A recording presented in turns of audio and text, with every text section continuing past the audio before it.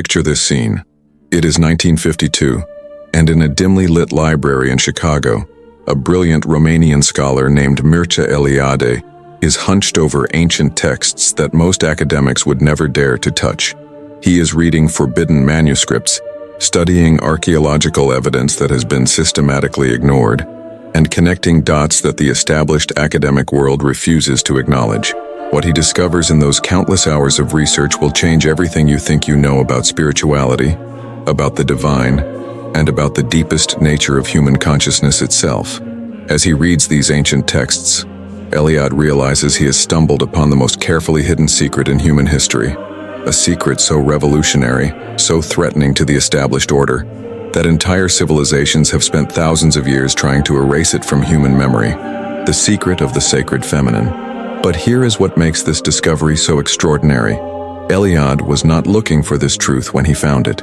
He was conducting objective, scholarly research into the history of religious consciousness, trying to understand how human beings first began to experience the sacred dimension of existence. What he uncovered was evidence so overwhelming, so consistent across every culture and every time period he studied, that he could no longer ignore what was right in front of him.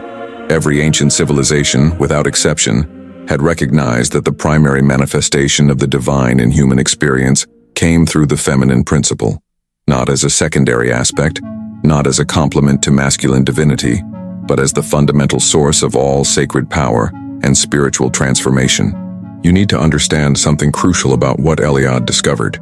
This was not about worshiping female deities as opposed to male gods.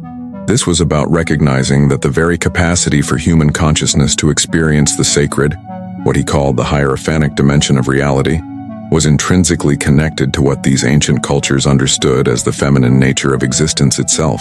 From the Paleolithic Venus figurines that represent humanity's earliest religious artifacts, to the elaborate goddess temples of Malta that predate Stonehenge by thousands of years, to the sacred feminine mysteries that formed the heart of Greek, Roman, and Egyptian spirituality, Eliade found the same pattern repeated across every continent and every era of human history.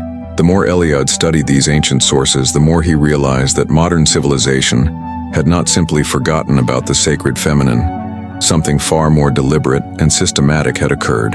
There had been a conscious, coordinated effort to erase this knowledge from human consciousness, to replace it with religious and philosophical systems that cut human beings off from their most fundamental source of spiritual nourishment and power. What you are feeling in your life right now, that sense of spiritual emptiness and disconnection, is the direct result of this historical catastrophe. You are living in a world that has been systematically stripped of its most essential spiritual technology. When Eliade examined the ancient understanding of sacred space, he found that virtually every culture had recognized specific locations where the feminine divine was understood to be most accessible to human experience. These were not abstract concepts, but actual geographical locations where people could go to reconnect with the source of spiritual power and renewal.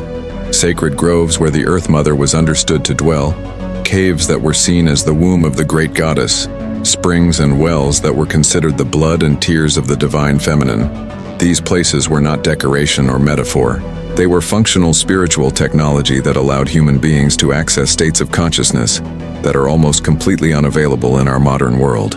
But Eliade went even deeper than identifying these sacred spaces.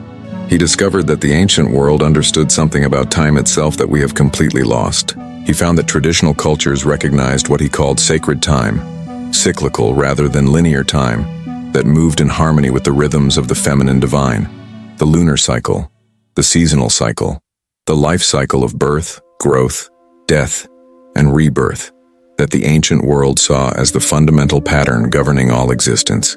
This was not primitive thinking. This was a sophisticated understanding of how consciousness actually works, how human beings naturally attune themselves to the deeper rhythms that govern life on this planet. You know what touches me most when I read your messages? It is realizing that we are not alone in this search. If you are listening to me now and feel that emptiness, that sensation that something important is missing in your life, I want you to know that I understand exactly what you are going through.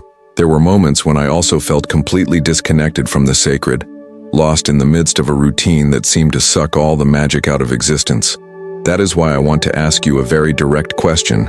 What was the last moment you felt there was something greater than yourself present in your life? It could have been contemplating a sunset, listening to music, or simply in an instant of silence. If you feel comfortable, write in the comments, "I miss the sacred in my daily life," and briefly tell when that last moment was. Your story might be exactly what someone needs to read today to feel less alone in this journey. And I promise I will read each comment with the care it deserves. What Eliade found most disturbing in his research was the evidence of how this ancient wisdom had been systematically suppressed. He traced the historical process by which patriarchal religious and political systems had gradually replaced the sacred feminine with authoritarian masculine hierarchies that cut people off from direct spiritual experience. This was not an accident or a natural evolution. This was a deliberate strategy to control human consciousness by severing the connection between ordinary people and their natural capacity for spiritual transformation and renewal. The consequences of this suppression go far beyond religious or spiritual matters. Eliade realized that the loss of the sacred feminine had fundamentally altered human psychology itself. When people lose connection with the cyclical, regenerative, life-affirming aspects of existence that the feminine divine represents, they become trapped in what he called profane time, linear time that moves only toward death and meaninglessness. Without access to the renewal and rebirth that sacred feminine consciousness provides, human life becomes a mechanical process of production and consumption that leaves the soul starving for authentic spiritual nourishment. But here is where Eliade's work becomes truly revolutionary. He did not just document what had been lost. He provided a roadmap for how it could be recovered. Through careful study of symbols, myths, and rituals from cultures around the world, he showed how the sacred feminine consciousness could be awakened even in our modern context. He identified universal patterns and practices that could reconnect contemporary people with this ancient source of spiritual power and transformation. The symbols that Eliade found most consistently associated with the sacred feminine were not arbitrary cultural decorations. They were precise maps of consciousness, specific technologies for accessing states of awareness that put human beings in direct contact with the regenerative power of existence itself. The spiral, representing the cyclical nature of life, death, and rebirth. The moon, representing the rhythm of renewal that governs all natural processes. The snake, representing the life force energy that moves through all living beings. The tree representing the connection between earth and sky, matter and spirit, human and divine. When you begin to understand these symbols the way Eliade taught us to understand them, something extraordinary happens. You start to recognize that the sacred feminine has not actually disappeared from the world.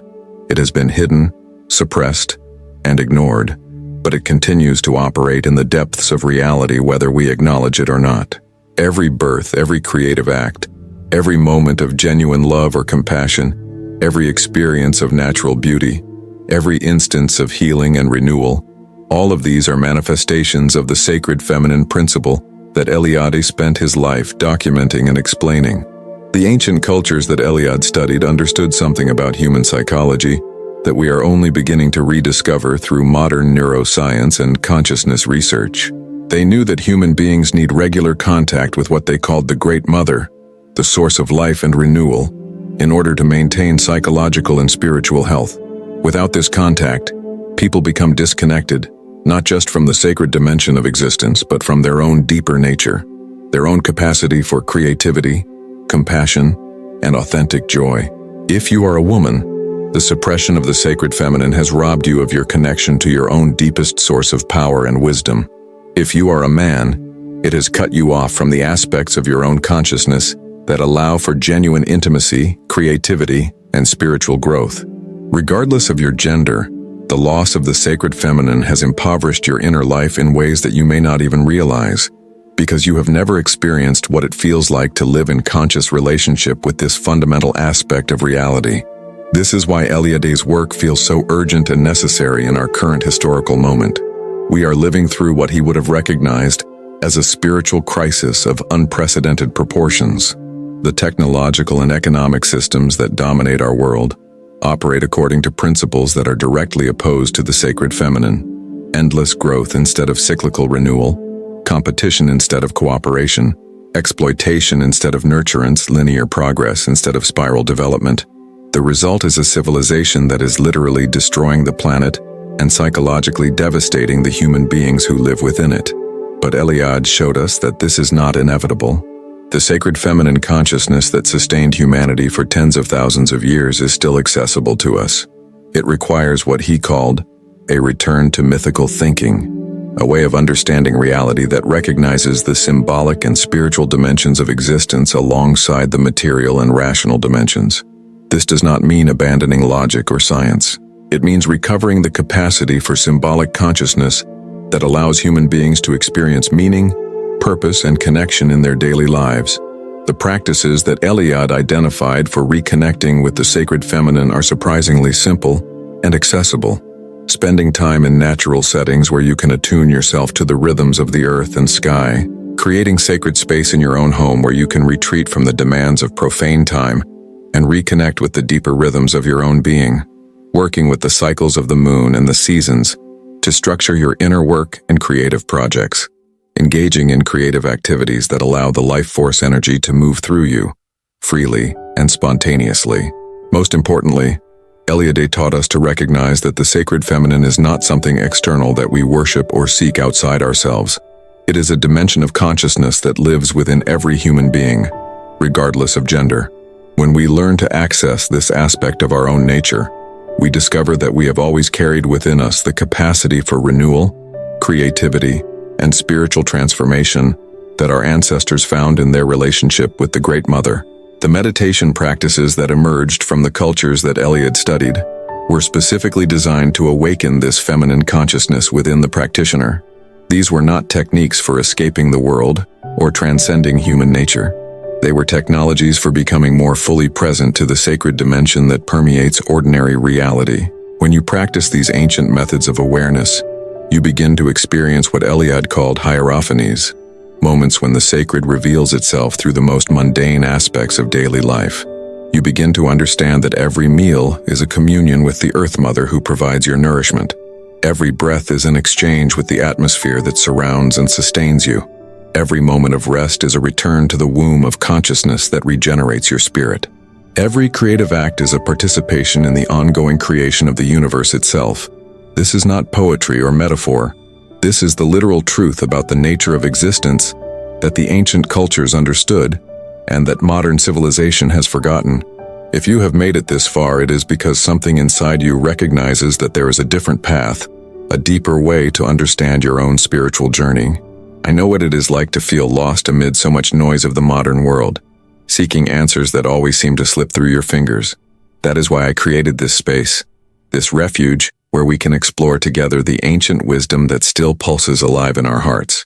When you subscribe to this channel, you are not just clicking a button. You are joining a community of people who, like you, feel that life has deeper layers waiting to be discovered.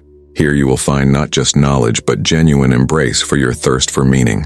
Subscribe now and be part of this journey of rediscovering the sacred in everyday life. Your soul deserves this gift.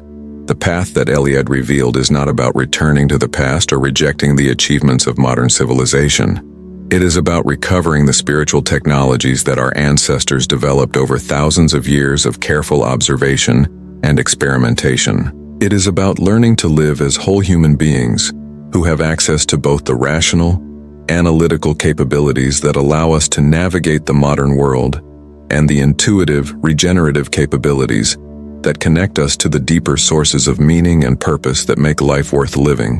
When you begin to walk this path, you discover that the emptiness you have been feeling is not a permanent condition. It is the natural result of disconnection from your own deepest nature. As you learn to reconnect with the sacred feminine dimension of consciousness, you find that your life begins to feel different, not because your external circumstances necessarily change, but because you are relating to those circumstances from a completely different place within yourself. You begin to experience what Eliade called the eternal return, the capacity to find renewal and fresh perspective, even in the midst of difficult or repetitive circumstances. You discover that every ending contains the seed of a new beginning. Every loss opens the space for something unexpected to emerge. This is the wisdom of the sacred feminine that sustained humanity through countless generations of challenge and change. Most importantly, you learn that you are not alone in this universe. You are part of an ancient lineage of human beings who have always known how to find the sacred in the midst of ordinary life. The knowledge that you need is not hidden in some distant monastery or available only to special initiates. It is written in your own body, in the rhythms of your breath and heartbeat, in the cycles of your sleep and waking, in the creative impulses that arise spontaneously from the depths of your being. What makes Eliade's discovery even more profound is how he traced the psychological consequences of losing connection with the sacred feminine throughout history. He observed that societies which had severed themselves from this ancient wisdom inevitably developed what he called the terror of history, an overwhelming fear of time and change that manifests as the compulsive need to control, dominate, and accumulate in order to avoid facing the natural cycles of life and death.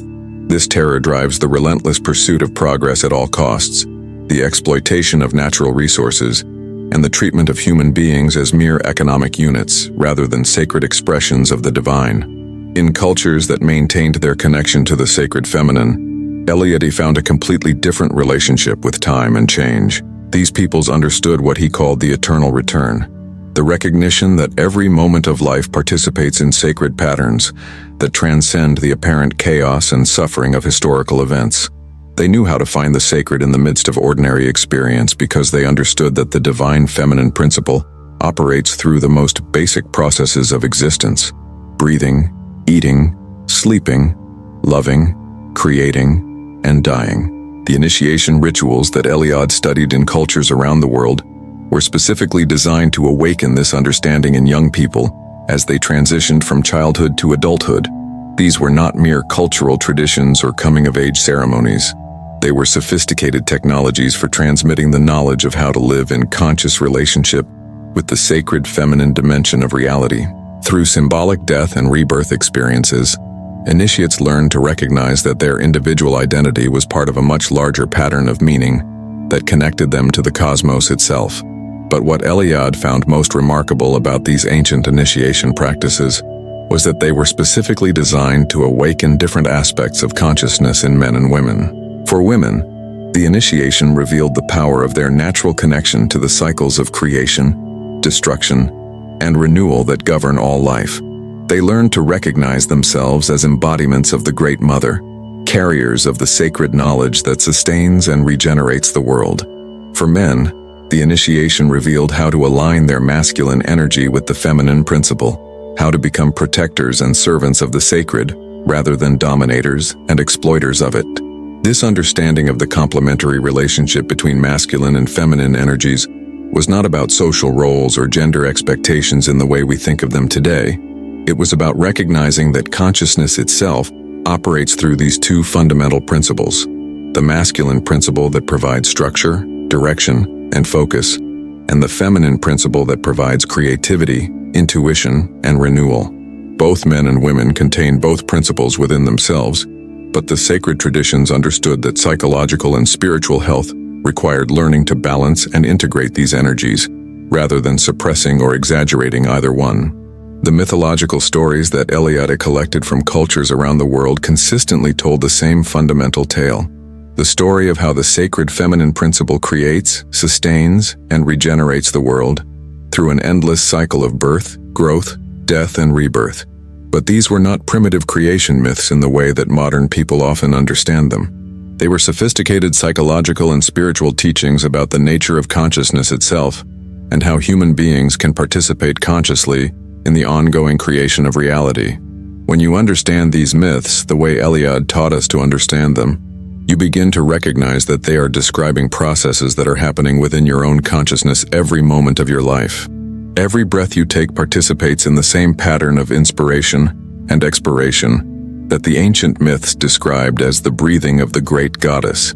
Every beat of your heart participates in the same rhythm of expansion and contraction that they understood as the pulse of the cosmic mother. Every thought and feeling that arises in your awareness participates in the same creative process that they recognized as the ongoing birth of the universe. The healing practices that emerged from these ancient traditions were based on the understanding that all illness, whether physical, emotional, or spiritual, resulted from disconnection from the sacred feminine principle. Healers in these cultures were not primarily concerned with treating symptoms or fixing problems. They were focused on restoring the patient's connection to the source of life and renewal that naturally flows through every human being when they are in harmony with the deeper rhythms of existence.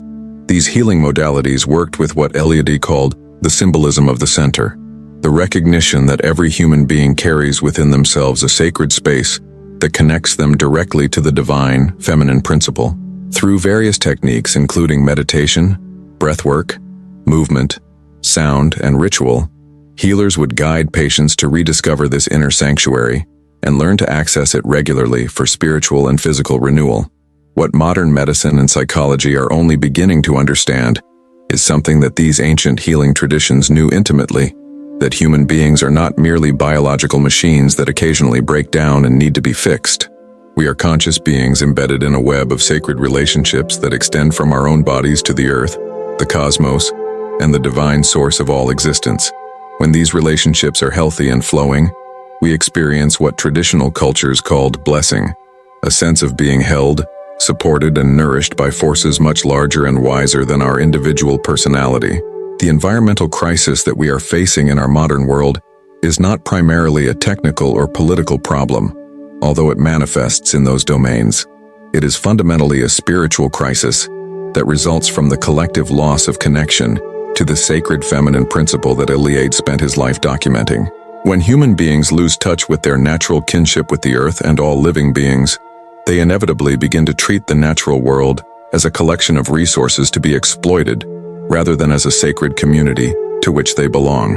The ancient cultures that Eliade studied maintained their ecological wisdom for thousands of years, precisely because they understood the earth itself to be the body of the Great Mother.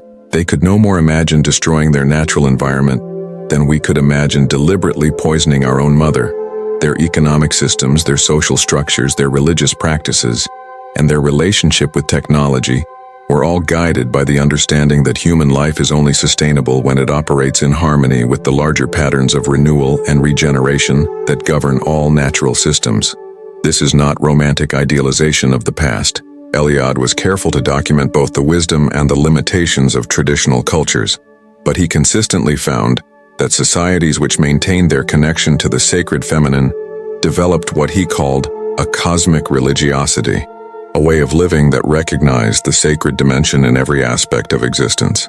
These peoples understood that human flourishing is only possible within the context of the flourishing of all life, because they recognized that the same divine principle that operates in human consciousness also operates in the consciousness of animals, plants, rivers, mountains, and the earth itself. If you want to begin recovering your own connection to this ancient wisdom, Eliade suggested starting with what he called the observation of nature. This does not mean studying nature scientifically, although that certainly has its place. It means learning to be present with natural processes in a way that allows you to recognize the sacred patterns that operate through them. Watching the phases of the moon, observing the changing of the seasons, spending time near flowing water or growing plants, these simple practices can begin to awaken the part of your consciousness that naturally attunes to the rhythms of the sacred feminine. But perhaps even more importantly, Eliade taught that we must learn to recognize the sacred feminine principle as it operates within our own bodies and psychological processes.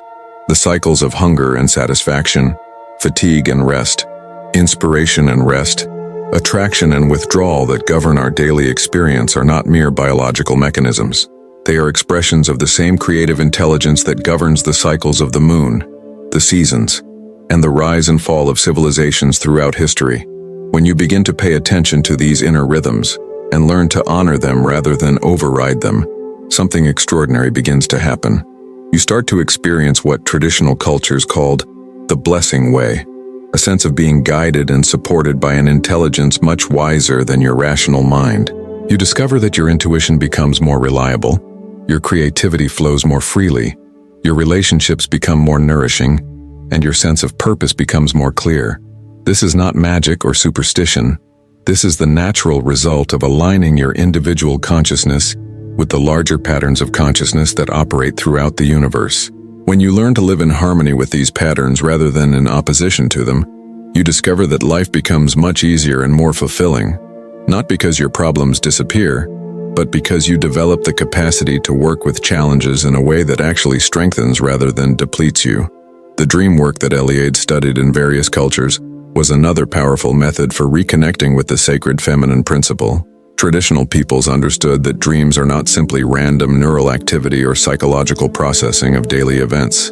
They are direct communications from the deeper layers of consciousness that remain connected to the sacred dimension of reality, even when our waking mind has lost touch with it. Learning to work with your dreams in the way that traditional cultures taught means developing the capacity to recognize the symbolic language through which the sacred feminine speaks to us.